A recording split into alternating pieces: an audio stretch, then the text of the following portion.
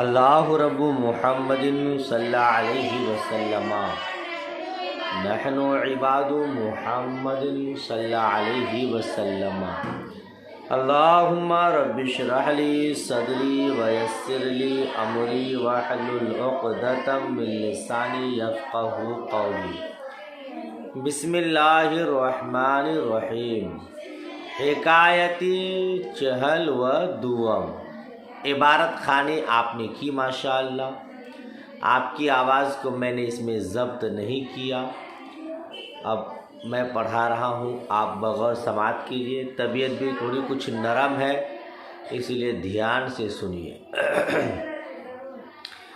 حکایت چہل و دوم 42ویں حکایت ہے نا، جس کو آپ اپنی زبان میں 42 کہتے ہیں۔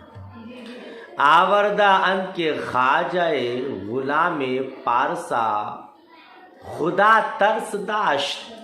حکایت میں آیا ہے، حکایت میں کہ خواجہ کا معنی آقا، ایک آقا نے ایک پرہیزگار خدا سے ڈرنے والا غلام رکھا۔ حکایت میں آیا ہے کہ ایک آقا ایک پرہیزگار خدا ترس غلام رکھتا تھا۔ جی ہاں، ناگاہ خواجہ بیمار شد، اچانک آقا بیمار ہو گیا۔ بولیے، ناگاہ کا معنی اچانک آقا بیمار ہو گیا۔ عہد کر باخدا اگر ازی بیماری شفا یابم ای غلام را آزاد کنم۔ عہد کرد باخدا، خدا سے وعدہ کیا، خدا سے وعدہ کیا، اس بیماری سے شفا پا جاؤں گا، اس غلام کو آزاد کر دوں گا۔ جی خدا سے وعدہ کیا یعنی گویا کہ منت مانگی۔ کیا مانگی؟ منت مانگی۔ جس طرح آپ کہتے ہیں کہ اگر یہ پریشانی دور ہو جائے گی تو میں روزہ رکھ لوں گی۔ محترمات روزہ رکھنے کی منت بہت مانگتی ہے اور نماز سے اتنی دور بھاگتی ہے۔ تو بادشاہ نے وعدہ کیا، عہد کر باخدا، خدا سے وعدہ کیا، عہد کیا، منت مانگی، اگر ازی بیماری شفا یابم، اگر اس بیماری سے میں شفا پا جاؤں، اس غلام کو آزاد کروں۔ حق سبحانہ اورا شفا داد، اللہ سبحانہ تعالی نے اس کو شفا دے دیا۔ اللہ سبحانہ تعالی نے اس کو شفا دے دیا۔ خواجہ دل در غلام بستہ بود، آقا غلام سے دل باندھا ہوا تھا۔ آقا، ہاں ایسا ہو گیا، آقا کا دل غلام سے لگا ہوا تھا، آقا غلام کو بہت چاہتا تھا۔ پورا آزاد نہ کر، اس کو آزاد نہیں کیا۔ جو دل کے قریب ہوتا ہے اس کو دور نہیں کیا جاتا ہے۔ آقا غلام سے دل لگا رکھا تھا، بہت اچھا مانتا تھا، اس کو آزاد۔ وہ دیگر بارہ بیمار شد، اور دوبارہ بیمار ہو گیا۔ غلام را گفت برو و طبیب را بیار، غلام کو کہا جاؤ اور ڈاکٹر کو لاؤ، تا مرا علاج کنا، تاکہ میرا علاج کرے، تاکہ میرا۔ غلام بیرون رفت و در آمد، غلام باہر گیا اور آیا۔ خواجہ گفت طبیب کو، آقا نے کہا ڈاکٹر کہاں، حکیم کہاں، طبیب کہاں؟ گفت طبیب می گوید کہ او مخالفت من می کند و بدانچه می گوید وفا نمی کند۔ کہا ڈاکٹر صاحب کہتے ہیں، ڈاکٹر صاحب اس نے میری مخالفت کی، اس نے اور جو کچھ وہ کہتا ہے پورا نہیں کرتا ہے، جو کچھ وہ کہتا ہے وفا نمی کنت پورا نہیں کرتا ہے، ارا علاج نمی کنم میں اس کا علاج نہیں کروں گا، میں اس کا علاج، ترجمہ آ رہا ہے نا۔ خواجہ متنبہ شد و گفت اے غلام، طبیب را بگویی کہ از مخالفت باز گشتم و از نقص عہد توبہ کردم۔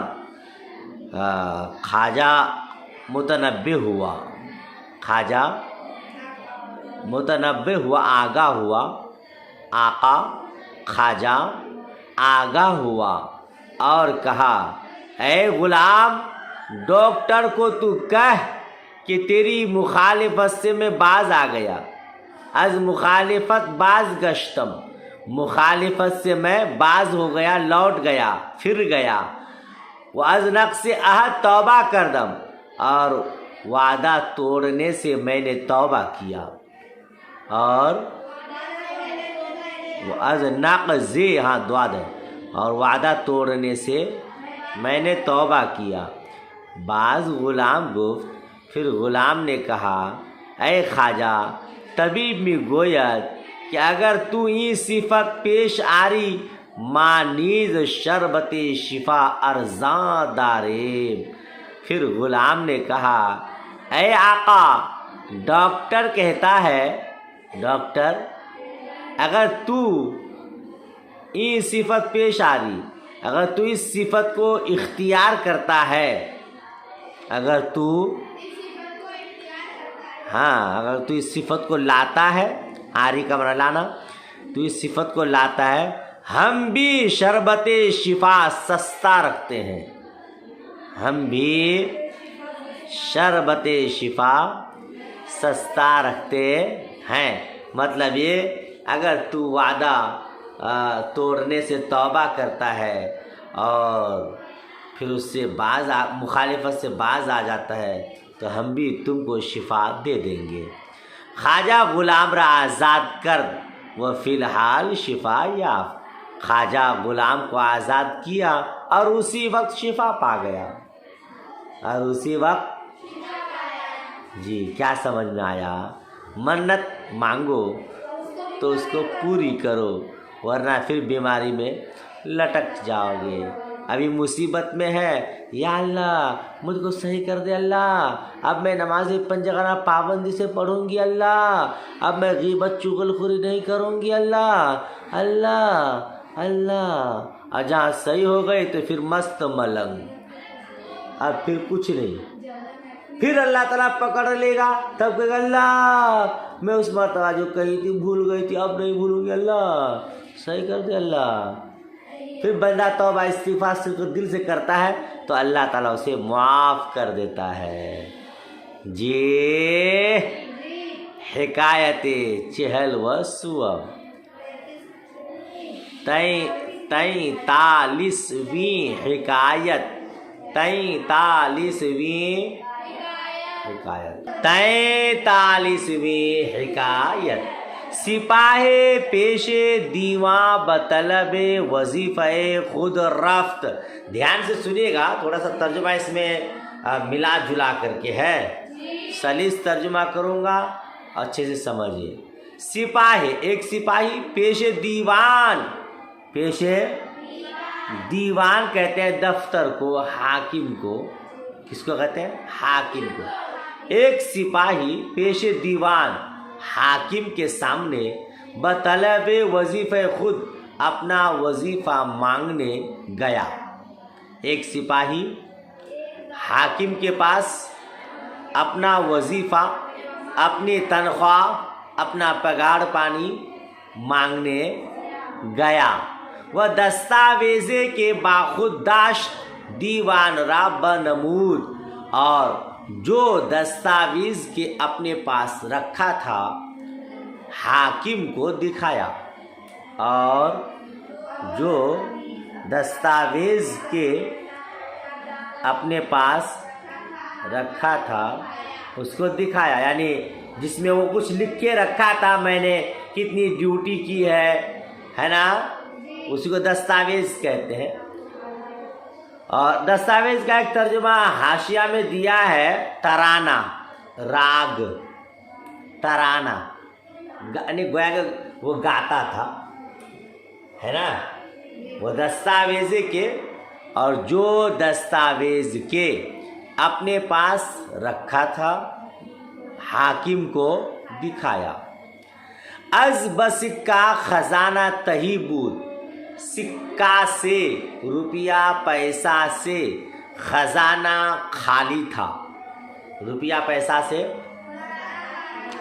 وزیر فکر اندیشید و گفت، وزیر فکر مند ہوا اور کہا، وزیر فکر مند ہوا، سرے خطے تو مانند سرود کہنا می نماید، سرے خطے تو، تیری خط، تیری تحریر، تیرا خط پرانے راگ کی طرح معلوم ہوتا ہے، مانند سرود